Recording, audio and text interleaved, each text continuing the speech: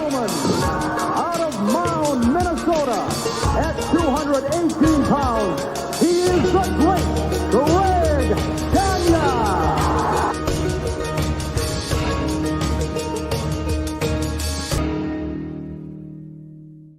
Hey, what's up? It's a Tuesday, and it is a time to talk some straight talk with the boss. That is Magnum TA, and we're with Greg Gagne. Magnum, how are you today? Happy Tuesday to you. I am barreling into the week, ready for you guys. Hey, no better way to do it because we're also live with Greg Gagne. Greg, how are you? Well, you know, straight talk gets me in trouble. I got a lot of trouble at home this week. I got the whole family up my butt right now. Uh-oh. Well, let's bring some heat onto the show here today. You can channel that over into pro wrestling a little bit. We're live on the fourhorsemanetwork.com or on onetruesporttv.com. So be sure to give us a shout out. Be sure to like, subscribe. Make sure you support the show in that manner. We'll do some other plugs here coming up here later on. I want to give a shout out to some folks in the chat. Triple E, ATF Media, CB is a regular in here. Eddie Prather's here. Charlie's in the house. So Hey, Charlie. hear from everybody here, and excited to get to interact with you guys. If you have some questions, be sure to chime on in. I'll keep my eyes peeled and see what we can do when it comes to that. I did also have some screenshot questions here that we'll address from last week as well. But first, I guess let's talk a little bit of what's going on in the world of wrestling. I didn't talk about this with you guys off air yet, but Magnum, you might know these guys a little bit better than Greg, considering they're AEW guys. But there was the release of, or the reported exits of Malachi Black, who was also known as Aleister Black in WWE, then Miro, Rusev in WWE, and then Ricky Starks is now apparently no longer with the company. And now we haven't seen any of those guys in a long time on AEW, but did want your thoughts on those types of talents, Magnum, and if you have any perspective on that. Well, I think it'll be, yet another opportunity for WWE to pick up some guys and showcase them and show them how you do it. And that Ricky Starks kid has got unbelievable potential for what can be done with them. He's a big, tall, in shape guy, get on the mic, get in the ring. I mean, he's just been, something waiting to happen in my estimation.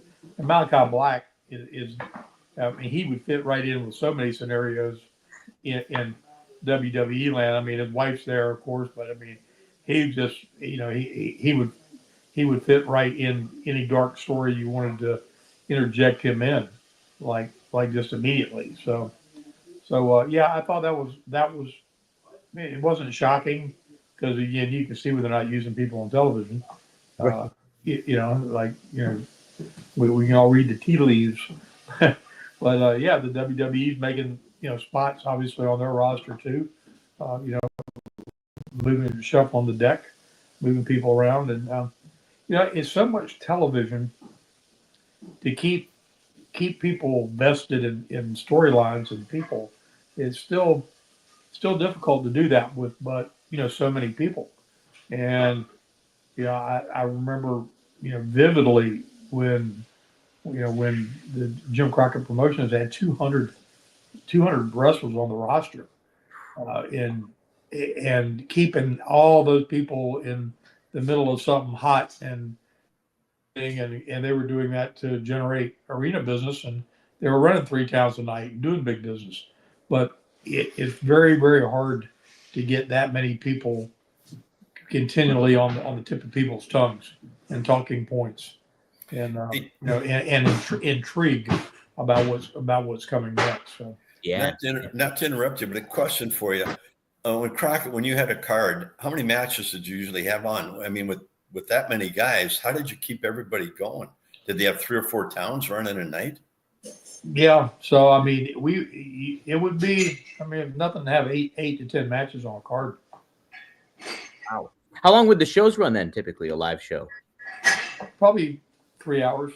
Really? Okay. Wow. Okay. So like people always like poo on the 3-hour shows, but they were going around pretty regularly back then too. It was every match was a main event match. I mean, we Yeah. didn't have any curtain jerkers. So, Yeah. So it was. I mean, the momentum would build through the night, and and of course you had your deals where Flair was involved and had a lot of long matches. I mean, my average match was probably 20 to 30 minutes in an arena.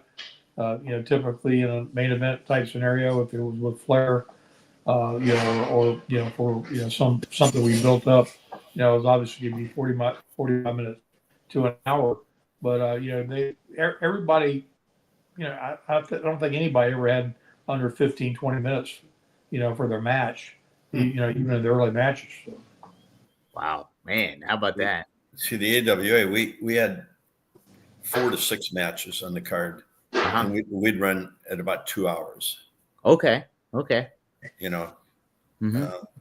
So you didn't need 200 guys. I mean, God Almighty, I don't know how you kept them all paid.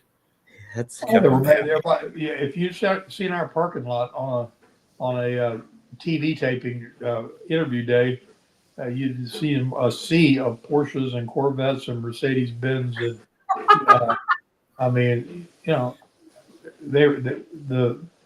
was like $21 million that year in paid arena attendance or something. I mean, and Jim paid well, so he kept everybody anxious to, and of course, you were anxious to have your thing take on so much intrigue you could move up and be in that main event spot, because obviously you made more money the higher you were up the card. Right. Well, that's the thing too with these release stars, and you mentioned it, Magnum, and the roster is so big on both shows, on AEW and on WWE.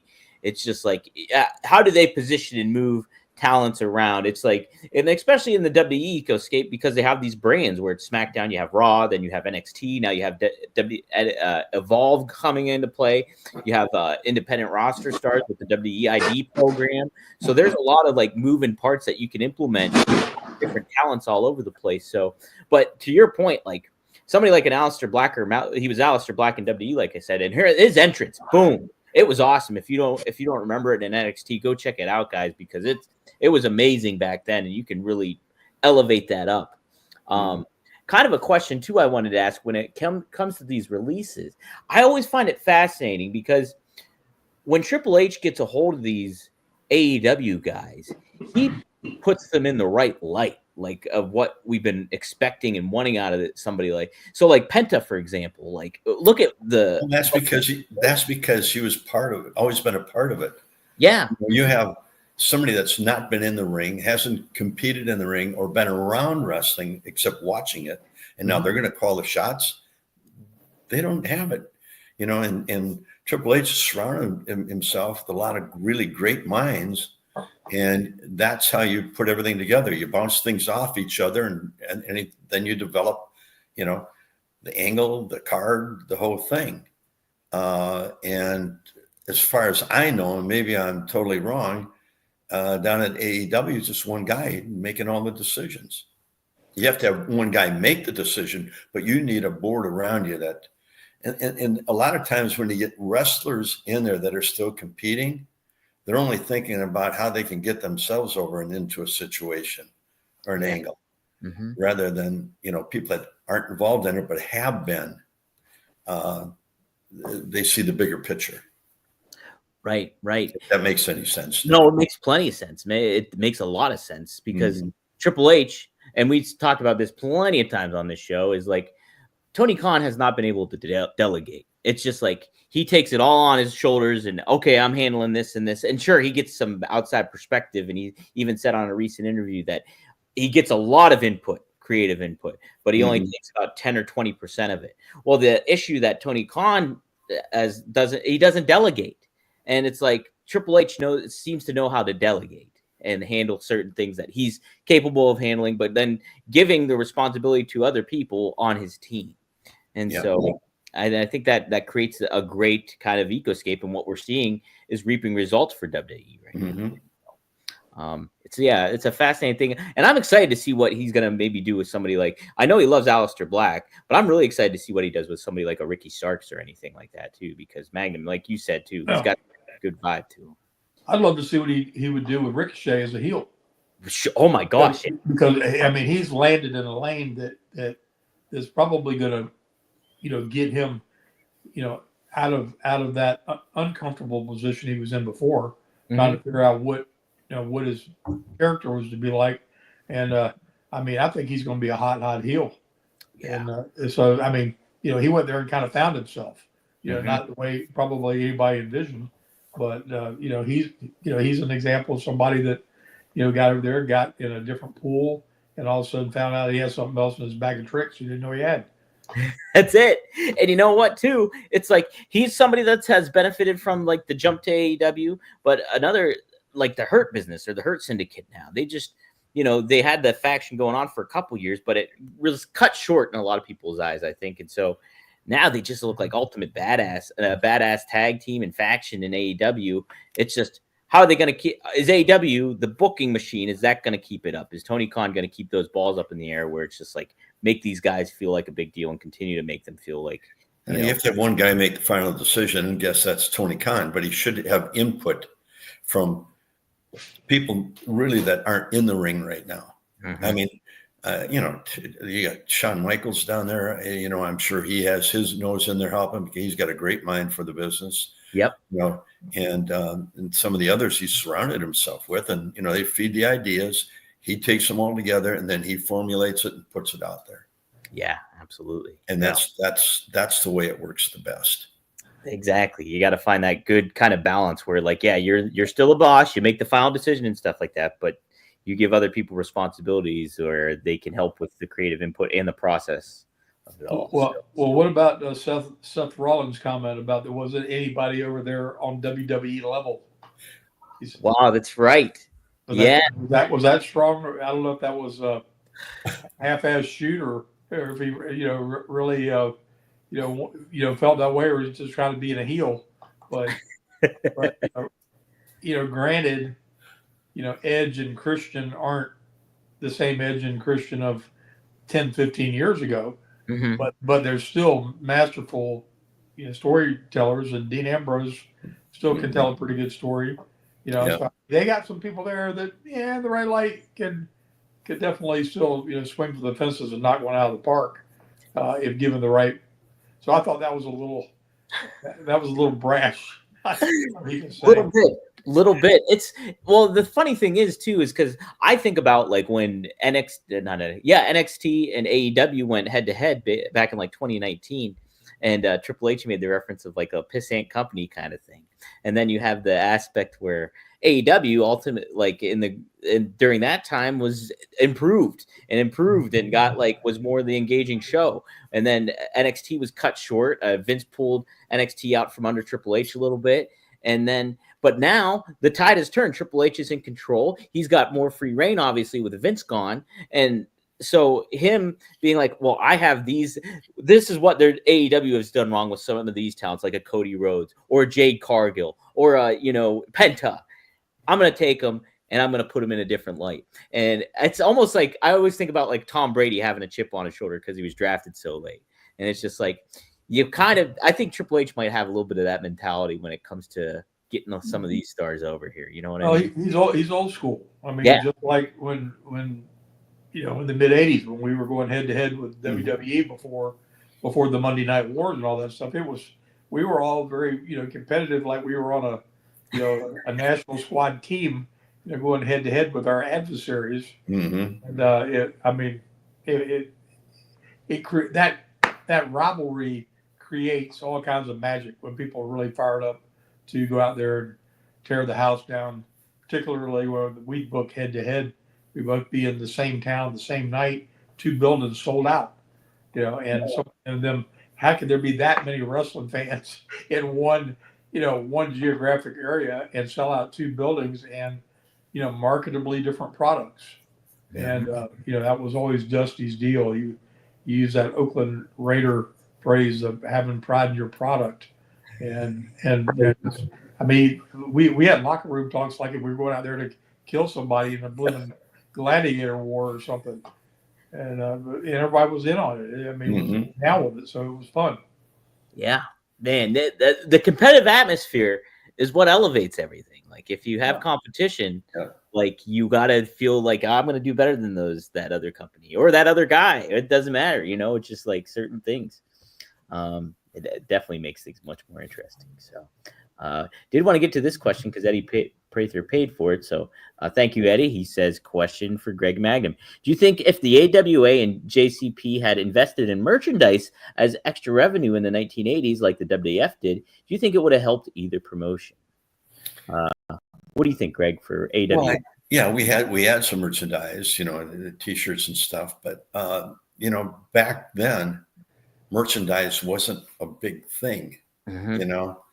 Like now, I mean, like we got the action figure. Vern came out with those action figures. Remco came to him, and that was really about the first merchandising that we did. Vern, way back in the 50s. In fact, his book just came out, and it talks about that. Back in the 50s, he could see what merchandise did. He had the first wrestling game. Board game? Oh, yeah. And back in the 50s. And then he had his vitamins. He had protein power pack. He had the 3 Ps for the kids. He had, he really knew how to market himself, which at that time nobody did. And he took advantage of it. And when you read his book, you go through all that. And today, I mean, the WWE, they probably make merchandise more money than they do in the wrestling. It's crazy. Or as much as. Right. It really is. But they've done a great job, and they've elevated their talent. They're better known than any of the football players or baseball players or basketball players out there. When you put the whole group up there. Yeah, yeah. Magnum, how about Crockett with the merchandise? I know you guys had a fair share. Yeah, that totally missed the boat, but that wasn't the thing that really hurt the needle. They were running it, tight knit, family owned promotion, been in business over 50 years, blah, blah, blah, blah. And they needed outside the box thinking people to look at the product and say, hey, all these characters you have, they're all, these are all things that could be licensed and done so much with, and, opening doors for, Dusty and myself and Rick and just being involved in other genres, like on the Tonight Show, or here making appearances, making it bigger than the in the ring, historical experience. And then this was on the cusp of that, and saw that and took it global, and it was like, because we were so kayfabe and so embracing of protecting still the business, we'd have probably been on a talk show and killed somebody and on national television or something, and been horrible. I mean, I could see the Raging Bull Manny Fernandez right now coming over the desk with a flying burrito on somebody. but it was just a different attitude and a different vibe. But that the merchandising and the PR and all the things that would have come from outside traditional wrestling resources is what it took to make it a global thing. I mean, Hogan being in that movie was was Stallone, elevated him to to a different perception, a different audience, a whole bunch of people that never tuned in and watched the wrestling show. And people like personalities. I mean, it's no different than if there's probably some great personalities out there on the football field that never get an opportunity to talk into a mic, and might be a real ham, might be really good at it, but don't ever get that opportunity. And that people like getting to know the characters and what they like, what they don't like, and then you sell you something because, hey, I like the same thing he likes. Yeah. So missed opportunities all the way around. Sure. It was a different time too with the merchandise, because now everybody gets a wrestling. I got a wrestling t-shirt on right now, and it's just like, that's kind of how it's more accessible, and the stars are there, and it's like the merchandise sales are clearly a lot of the times what motivates booking and creative decisions. Like Jey Uso, not a lot of the time, all the time. Yeah, you're not going to take a guy that's your number one merch seller, whether you think it's time to change streams or not, cut your daggone your cash flow off. That'd be idiotic. Right. I mean, I'm sure that played heavily into Roman Reigns, Absolutely. In that long run, because that he was hotter than he was the hottest thing going, and concurrently, Cody has picked up the ball and done the same thing as a champion. They saw those weight belts and stuff and everything. Oh God, those belts, yeah. Yeah, and Jey Uso now with all the Yeet shirts. Yeah. And then you got CM Punk. It's just like there's a reason that they're up there and stuff. Well, and it's no different. It was NASCAR back in the day. It was the same thing. It's all about merchandising and marketing. You don't think when those guys reeled out of their car after winning a 400-mile race and they had to spit off all these names of people like that. If you couldn't do that, you might not end up in the winner's circle as many times as you'd like to either. That's it. You're not. They handed a Pepsi. You got to drink that Pepsi while you're on camera too. Exactly. Yep. and my dad was really, I guess, really ahead of his time, because in the early 50s, reading the book, he was more popular than Stan Musial and Crazy Legs Hirsch, who were big in that area. And then as he came in and got in the merchandise, he got on the Tonight Show, Art Linkletter show. He was the first one to come out with isometrics. Oh, wow. Nice. Doing that. And then he came out with the game and all that. And so it made him so popular that he was in demand more than any of the other guys. Yeah. But he knew how to merchandise himself. Yes. Yeah. And so then as TV got stronger and stronger, it just, he got stronger and stronger. Yeah. And you and I had talked earlier about the Lou Thez thing. But sure. Lou was, him and Vern got along, but Lou would never let him have the title. Yeah. He had a lot to say with the NWA and he just wouldn't. So. Wow. How about that? Yeah. Yeah. Well, speaking to your dad's credit and everything, he was very forward thinking in a lot of things and helped move, in so many ways. He was the precursor to what WWE is, because he knew how to market things. When the DuPont network came on, in the mid 50s, right? I mean, people would sit out in the streets, they could watch the TVs through the hardware stores or all the stores that they had the TVs. They'd be out in the window, and people would be standing out on the street after they closed, and they'd watch wrestling. Yeah, in Chicago. I mean, that's and what a great thing for television back then, because it was episodic, it was on every week, and wrestling promotions were paying to be on it, not the other way around, because it was how the stars were made, and it was how you got people to come out to the arenas and watch those things. My earliest memories of television in the 60s, when I was in single digits, was watching wrestling with my dad, and it was black and white. On black and white TV, watching old Mid-Atlantic stuff. They were like watching the dancing dinosaurs back then. They were just they weren't the athletic guys that they became. Yeah. But again, it was just, that was a natural thing. On Saturday nights, everybody flicked on wrestling, see what was happening. Hell yeah. I always, when I met Bruno I met him one time in Greensburg, Pennsylvania. I was like, my great-grandfather used to watch you on television. He's like, your great-grandfather? He's like, do I feel old? He's like, thanks for telling me. And I was like, yeah. So definitely, it echoes throughout the generations. Shout out to some. Oh, go ahead. Got a question there for us? Let's see here. I did want to some shout outs to some folks. John here says hello from Kingsport, Tennessee. Big AWA fan and NWA. So good to have you here on board here, John. Good. Glad to have him on board. JB, hello, Dom, Greg, and Magnum. Little Patty has joined us too. My cat is not in the house, thank goodness. I think he's sleeping. I'm not going to try to disturb him. You didn't put him outside in the cold, did you? No, I wouldn't. Never would do that. But so yes, let's see what this one says. Oh, here's an interesting one. Eggsy Trek Jedi.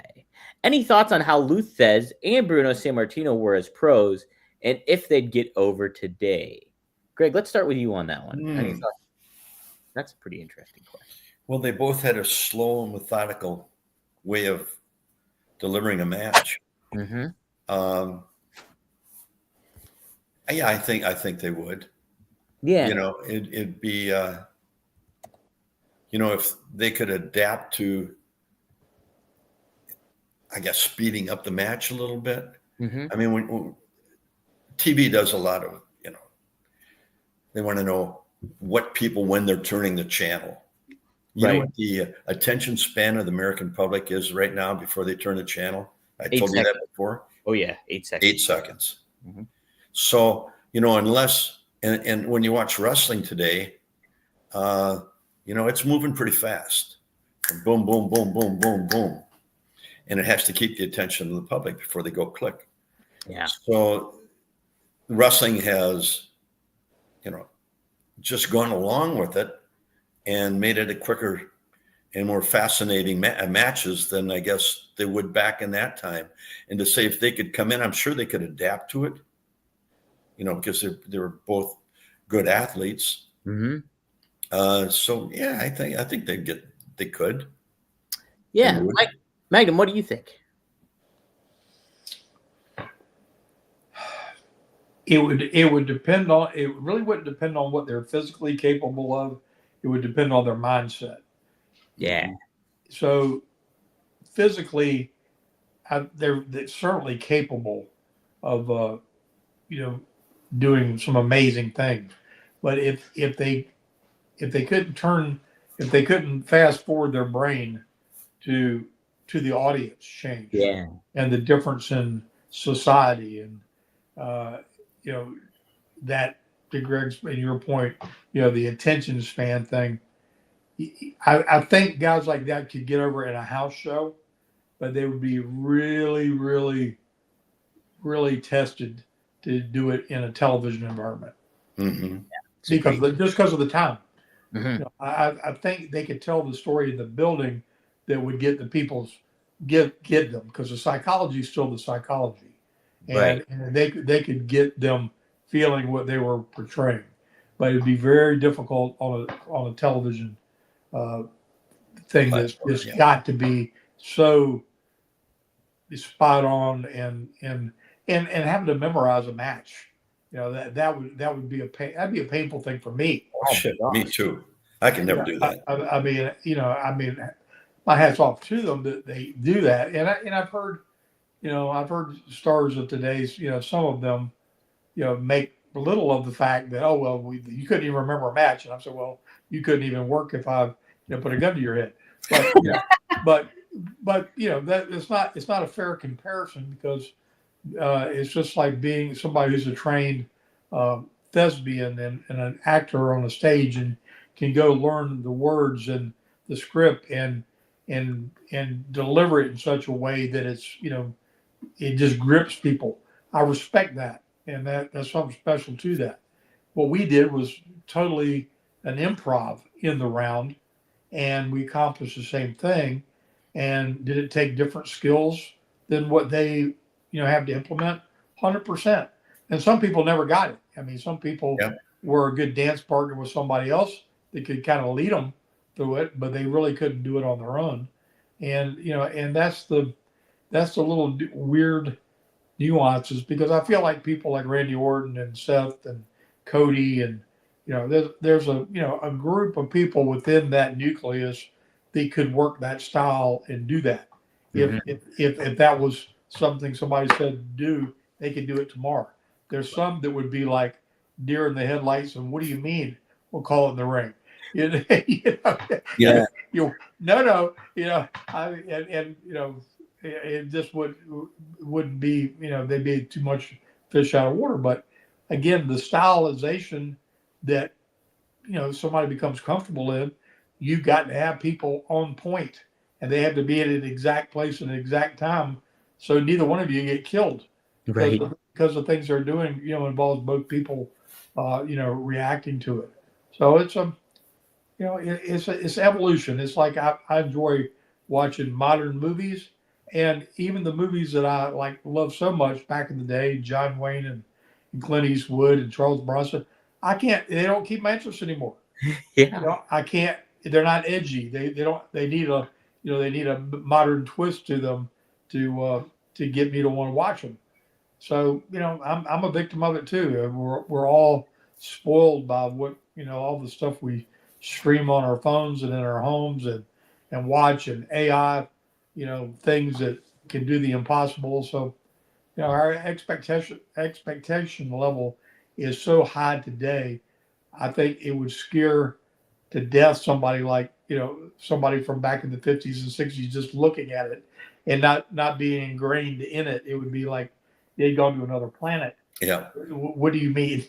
Yeah.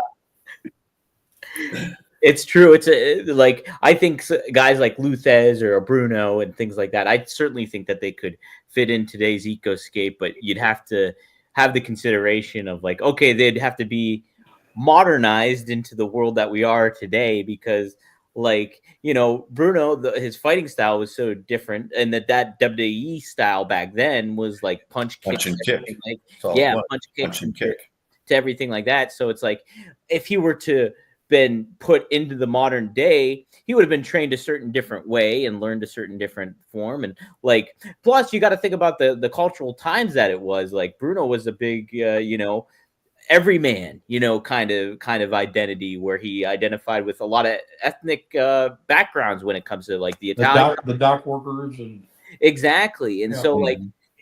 that's why he was such a huge star too, in a lot of ways, was because of that. Now, could that transition in a different manner? I think so, but it would just be an interesting kind of thing to definitely look at. Luthez obviously is such a Lou pro. would have to be like Gunther. That's what I was gonna say too. Is like, if you want to look at somebody, look at Gunther right now, because that Luthez would fit that role too, or like a Cesaro or somebody in that there as well. Speaking of Gunther, we did get an official first WrestleMania match revealed. It is Gunther versus Jey Uso. Jey Uso. Boy, I tell you, that was when that Jey Uso came out the other night, that crowd erupted. Yes. They went on for almost 10 minutes. Right? He stopped a couple of times. He was out of breath, and more, they wanted more. They did. It was phenomenal. I mean, he has really captured the audience of professional wrestling. He's done a fantastic job. And I think he's going to have a heck of a match with Gunther in WrestleMania. Yeah, Gunther came in, and boy, he got so much heat. He destroyed him. He did. He's heavy-handed, boy. Yeah. He's like Magnum. Dang. Yeah. What do you think, Magnum? What do you think of that match? I wish I could teleport myself back into 1986 so I could experience. There's so many of these guys I'd love to be able to be in the ring with, because Me too. That solid work is just, that's meat and potatoes, man. You can't say anything bad about it, because you're standing right there. You're 5 feet away, and you see the impact of what takes place, and that's what I was schooled on. That's what Eddie Graham ingrained in my brain, and Bill Watts, and make believers out of them, and it's lay them in. It's not for the faint of heart. No, definitely not. So that was Vern. Lay him in. Lay him. Well, I tell you what, seeing Gunther laying those power bombs, I was like, holy smokes! Yeah, it was some good stuff, though. I'm excited. Gunther, you could go in and have a match with him, old school match. 100%. You could. Yeah. There's quite a few guys there you could. Well, Magnum, we talked about it months ago when Gunther wrestled Cody at that Saudi Arabia show, and how that was like a really great kind of old school match. Yeah, 100%. And it just shows you, I mean, they had him, he basically beat himself by getting him locked in the sleeper hold, and Cody rolling back when he had his own hands locked and he couldn't let go. Right. And it was brilliant. And those things that make logical sense, people can't help but get pulled into it, because they're like in the struggle with them and go, oh my gosh, he can't get out of his own hold. That's it. That's it. We'll take this question from last week. Mr. Jo actually he reposted it again in the chat, so we'll use it right now. Did AWA and JCP have an Undertaker / Andre type of locker room leader? Greg, anybody in the AWA? Who's JCP? Jim Crockett Promotions. Oh, so, Jim Crockett. I'm sorry. I thought it was some other league. I'm going AWA, NWA. Where did was that a Japanese one? That's Jim Cornette's new promotion. Ah. What was the question? A locker room leader. What? Did AWA have a locker room leader? Oh, there it is right here. Did AWA and JCP have an Undertaker, an Andre type locker room leader? Oh, God. Not really. No? No, it was a cohesive group and everybody had input. Mm-hmm. And,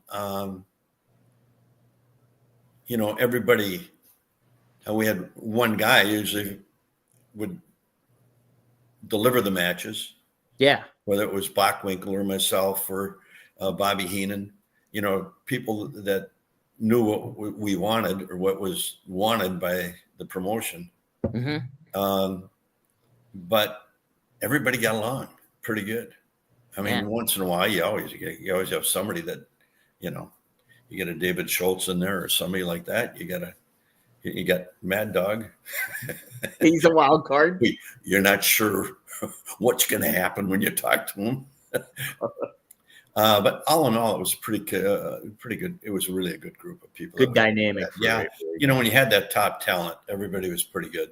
There's a few guys that let their egos get in the way, but they were taken down pretty quick. Yeah. Filtered out those type of guys. They were dropped down a notch really quick. Real. Magnum, how about JCP? Did they have any locker room leaders? Same thing.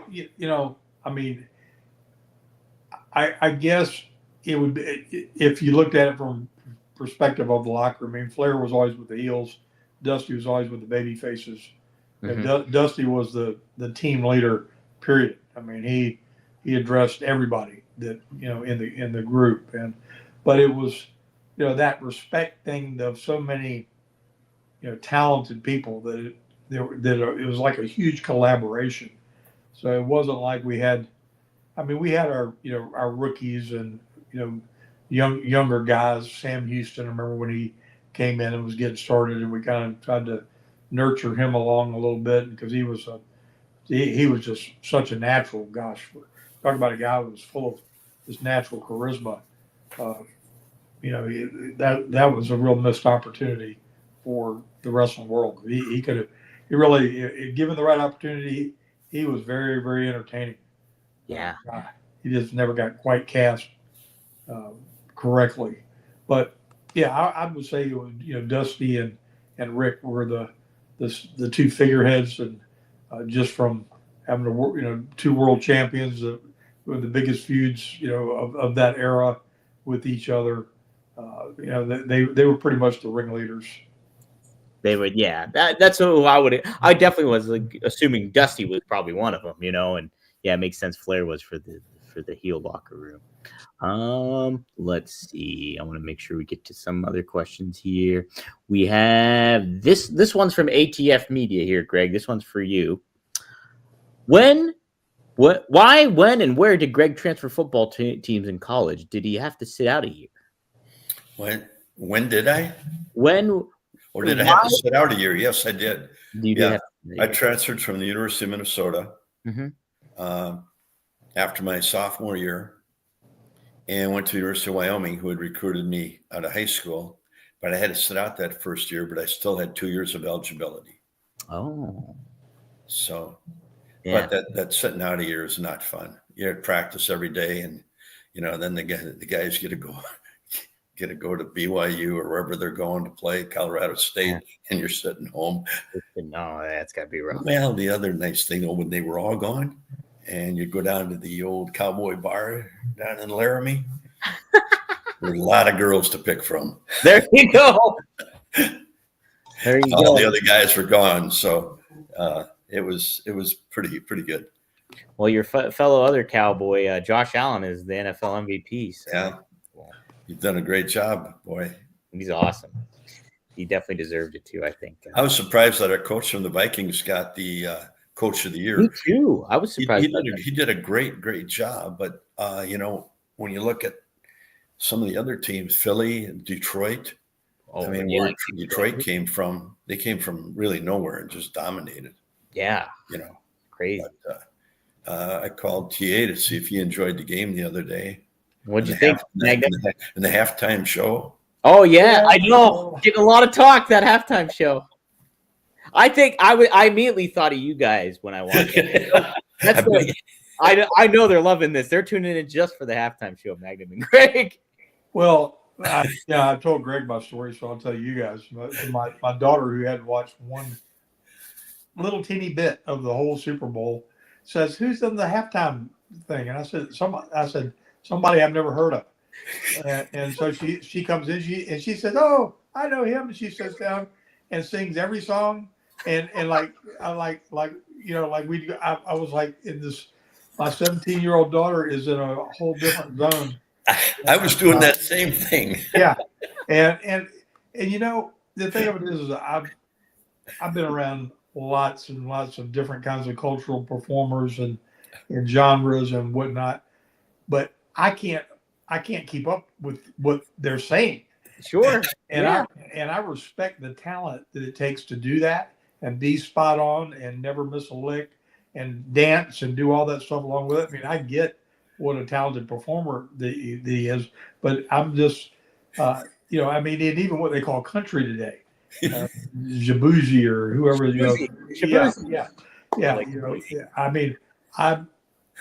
there's like infiltrating, different stylization, and I get it because there's obviously a lane for it, but I'm still old Hank Williams Jr. And Waylon Jennings kind of guy. So not about it. I called TA right away. I said, "What did you think?" I didn't understand a word they said. And then Stan Hansen called me the other day. Stan, how'd you like the Super Bowl? Super Bowl was great. And I said, "How about halftime?" Halftime, he went off. Well, that's the thing too, Magnum. Your point is great, spot on. I think because he's talented. I know who he is. I couldn't keep up with the lyrics. It's definitely like a talented thing, and I've listened to a couple of his songs and stuff before as well. But I think too, what the Super Bowl is like that fit a crowd, a particular type of crowd that would tune in and watch, a younger crowd. But when people are tuning into the Super Bowl, it's everybody watching the Super Bowl. So if you want to really get yourself out there to market to a huge audience, you have to cast a wide net. Kendrick Lamar is for a younger crowd that appreciates it and things like that. It's not for everybody. And, I think if I were the NFL, I'd be trying to think of a way, well, geez, how can we incorporate the modern with the classic that everybody's familiar with? If you think of somebody like a Michael Jackson, everybody's familiar with Michael Jackson songs. Yeah. If you were playing the hits, everybody would be able to do it. But Magnum, you weren't able to get it. Greg, you weren't able to get it. I kind of got it, but then the younger audience got it. And it's just but even if they'd had, you're in it too. Mm-hmm. Yeah, if they just had, to your point, just somebody that crossed genre that could have interacted with them and they could have played off of, it would have pulled everybody in to be able to relate. Sure, a little bit better. But I mean, again, I sat back and took myself out of my head for a minute and said, "Wow, how does he remember?" Because a song is a story to me, and the way that comes off is like the longest dialogue of all time. It is in rhythm and it's in tone, but it takes you got to take a tremendous amount of talent. I just want to hear Taylor Swift come out. I know, right? That's a whole nother subject. What a heel turn that would have been for the crowd. Oh, my goodness. But yeah, I mean, she's another talent though. I'm surprised they haven't tried to utilize her. Or halftime. So, yes, absolutely. Let's take some more questions here. Greg, if you could have expanded the AWA further, what towns outside of the territory do you think would have drawn well that you guys didn't hit? Well, I think anywhere you went, but Vern would never go into anybody else's territory. Yeah. He created new ones. We were from, from Minneapolis to the West Coast. And we had, far east, we went Wisconsin, all of Wisconsin, Chicago, Illinois, Iowa, Minnesota, Salt Lake City, Denver, Phoenix, Las Vegas, eventually LA, San Francisco. We didn't go into LA, we went to San Francisco. Oh, okay. After Roy Shire was out of there, Ray Stevens got that set up. So we had a, and then across Canada, we were on, there was a TSN up there, and it went across Canada. So our main one was Winnipeg, but it was so popular in Winnipeg that they picked it up and went all across Canada. Wow. I mean, I went up to Montreal for a match, and I thought, Jesus Christ, they're not going to know me for a bale of hay. And man, it got a heck of an ovation. I mean, I didn't realize that our TV was in there and they were picking it up. And Gagne being French, it kind of, it worked. Played into it. Yeah. In fact, in this book, the Vern Gagne book. Yes. Inside and Outside the Ropes with Vern. Here, you have it? Pull it up if you have it. Yeah. And they had, the guy did a good job. He went back our ancestry. That's hard to see, isn't it? Vern, Inside and Outside the Ropes. And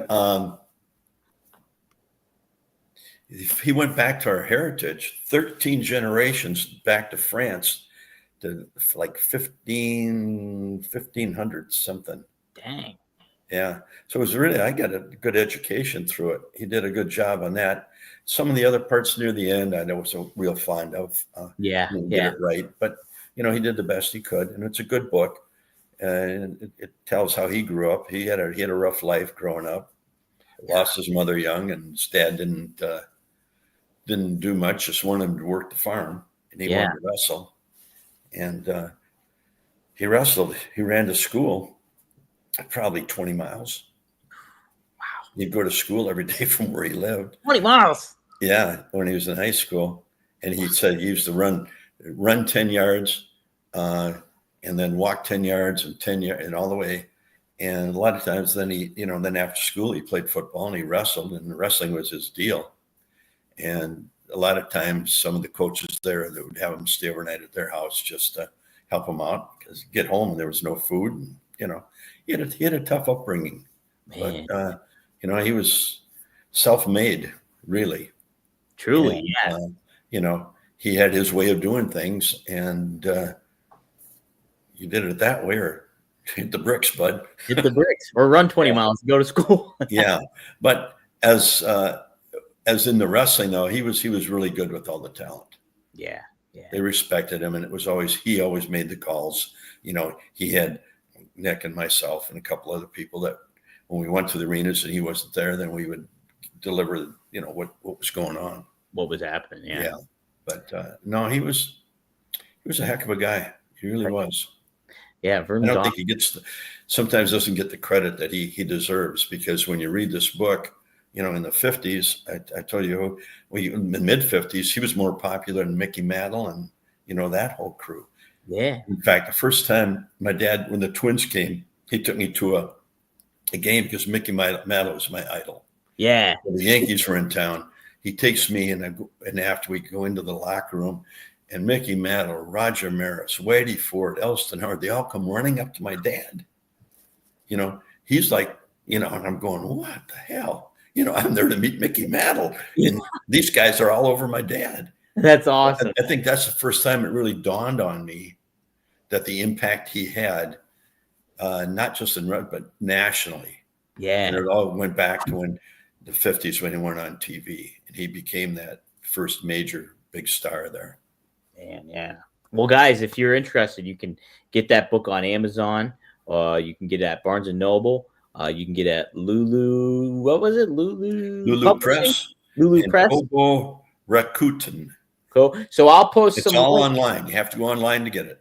And I'll share some links in the clips that we do on YouTube. I'll do it for the episode here that you can click on and go and buy that book and check it out. Because I'm sending you both one. I got 20 coming. All right. Don't burn it. No, I don't burn no books. Hey, Speaking of Philly, though, we had a Philly question for Magnum here. Let's see. Philly won the Super Bowl is what I meant. Where's it at? Here we go. Pez asks, does Magnum have any fond memories or stories of wrestling at the Philadelphia Civic Center? Well, every time we were in Philadelphia, it was amazing because they were some of the most electric fans of all time. But one of the funniest things that I've ever seen in my life, when we very first went to Philly before we got on TBS and we like popped it. It was kind of mediocre crowd, and we were staying in some hotel right across the street or something. I mean, close. And so Flair and I and Dusty and Ricky Steamboat were all in the bar. And when I first came in the territory, Rick was a babyface. He hadn't heel yet. So we're all together, and it's no big deal. And of course, Rick is being Rick and making making a party out of a very few people. There might have been 5 other people in this place when we walked in, and it turned into a zoo before we left. But the funniest thing was it's snowing just horrible, and everybody's hungry. So we get these cabs, and we get them to take us to some diner. And it was out by the airport or something. But somehow in the midst of all this, I saw Rick, and he picked up his fork, and he had eggs on the end of it. He's going, and he went, boop, and he flips eggs over, and he hit Ricky or something. Next thing you know, this food fight is going on, and it's a spectacle, and we're not in real good shape anyway. And somehow we were able to get back in the cab to go to the bar. But the punchline was Rick had to go. Well, he was leaving for Japan the next morning. So we all come dragging to the airport, just looking really, really rough. We thought we looked rough until we saw Rick. And he's got his coat on his towel, and he's got egg yolk dripped down the lapel. And I said, oh my gosh, to be the man, you really got to beat the man. Because he took a licking and kept on ticking, man. He was ready getting on that plane and going ready to fly around the world and go do it again. Oh my gosh. But Philly was a hot spot.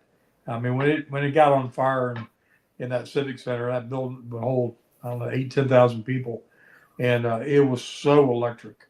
When Tully and I took the I Quit match kind of on tour around, we fought all over that building. Those people, I mean, they love violence.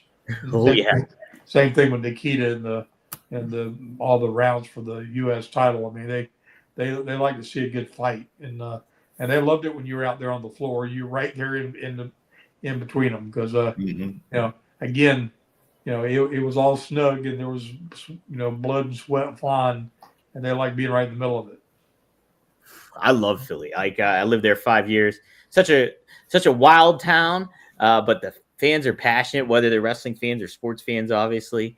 And it's such a great city. It's crazy, but I like the crazy. So it's a big. Somebody from Philly shut my computer off when I was.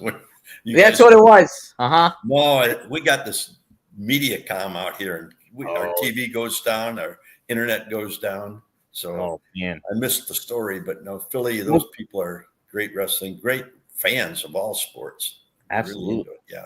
Well, Greg, the topic was a food fight. Did you ever get into a food fight with wrestlers? Food fight with wrestlers? Yes. Not that I can remember. No. But I don't remember what I did. I got in a fight with Laura, I know, yesterday, and I'm going to see if she comes back. That was my food fight. Well, hey, we'll close it out with this one. I want to make sure. Yes. Logan, he always asks the Power Town question, so this seems like a good one to ask. Magnum, Greg, what's your vision for Power Town in 2025? Go ahead, Magnum. You've been hanging up. I'm going to sit back. I was going to sit back and let you philosophize. You want to see what I said? Yeah, see what Greg Be big in 2025. Get ready. We're going to knock the. No, my vision, honestly, the vision for 25 is to implement from the lessons learned some internal process improvement to enable us to get ahead of the curve and develop and make product so far in advance that the wait times for figures will be cut down to like 45 to 60 days, if not have things made that nobody knows about until we make them. Yeah. And just have we make X number of them, and you get them or they're gone, and that kind of thing. Because we have such a huge roster of folks, but it takes multiple different stylizations and lines to be able to serve all those people, because the development process for our ultras is just so painstakingly long. There's just no way to get around it. It's like if you're gonna have a baby, it's gonna take 9 months. But if you're gonna make a figure from scratch, it's gonna take 9 months. It is what it is. It doesn't matter whether you're Mattel or Jazzware, whoever you are. Everybody has to go through the same process. There's design, there's approvals, there's cutting steel, there's doing things that just takes time. And oh, by the way, it's all in Asia. So if there was some way to get it done domestically, you would cut probably a month and a half, 2 months out of that cycle. We actually had things landed in LA that came off a boat, and it took it as long to get from LA to Alabama as it took to get from China to LA on a boat. That's crazy. And it makes you just want to strangle somebody, which I don't want to feel that way about anybody, but it will really test you. Makes you want to get him in an I Quit match at the very least. Well, if I realized that was going to be my only time in life to really be able to blow off steam effectively, I'd probably been a little stiffer. A little bit more. If we knew what past Magnum knew what current Magnum was going through, he would be channeling that in many different. You might not have as many friends in the wrestling business if that was the case. That's true. Dang it! I hope Greg tunes back in real quick because I wanted to ask one final cool question. But Magnum, any other updates on the Powertown front that you want to give before we? Just that we've delivered all the Myers and Cardona figures. They've all left our warehouse and have been shipped out, and so those will be getting in people's hands shortly that had ordered them and may not have received them yet. And the Remcos are in the cycle of trying to get to us, so they will be next, followed by the TNA product, and of course behind that will be Ultras too. But we've got 3 different new things that are all literally within weeks of being able to showcase and start showing people. So I feel like we'll have something new to show people here by the end of the month. I'm back. Awesome. Greg's back. Well, cool. This fucking MediaCom here. Well, keep your eyes on Powertown, guys. Are we still on? Yeah, that's okay. We're still on. Sorry. I did want to close with this question. People were talking about the halftime show in the chat, so I wanted to pitch this question to you guys. This is what we'll close out on. Anybody, any band, any act, anything like that, living or dead, you could pick for your halftime show for Super Bowl. Who would it be? Greg, let's start with you. Ooh. Who would your halftime show? I like Bob Seger myself. Ooh, that's a great one. A little old time rock and roll, baby. That's a great one. I like that one. Take the old records off the shelf. Heck yeah, I like it. Listen to them by ourselves. Today's music ain't got the same soul, baby. We like that old time rock and roll. He's got the hits too to play. Night Moves, Hollywood Nights, so many. Still the same. Magnum, how about you? I would. I'd like to see somebody like Garth Brooks. Ooh, yeah. Yeah, real showman. Makes things spectacular. Got enough hits that he can do the set and keep things jazzed up. But somebody like that in their prime when their music was mainstream, something like that would be exciting halftime. That would be a good one. I'm going Rat Pack, Sammy, Dean, and Frank. Ooh. They could tear something down there. So that would be my 3. There you go. All right. On stage, you've worked miracles. That's right.